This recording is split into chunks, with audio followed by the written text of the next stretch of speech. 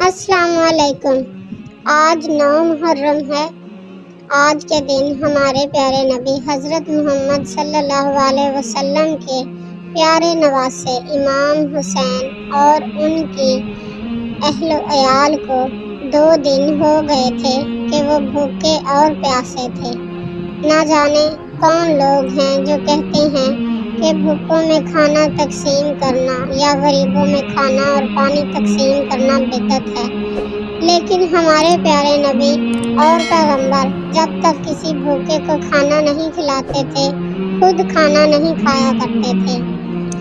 اگر ان وقتوں میں بھی کھانا اور پانی تقسیم کرنے کا رواج ہوتا تو شاید ہمارے نبی کی اولاد بھوکی اور پیاسی نہیں رہتی۔ اسی لیے ہم ان کی یاد میں ایصال ثواب کی خاطر کھانا اور پانی تقسیم کرتے ہیں۔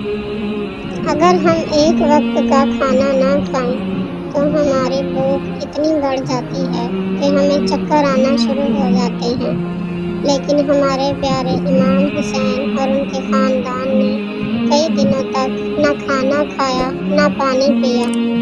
سلام ہے ان کے صبر کو، سلام ہے ان کی ذات کو، سلام ہے امام حسین کو۔ اللہ تعالی ہمیں بھی ان جیسا صبر عطا فرمائے، آمین۔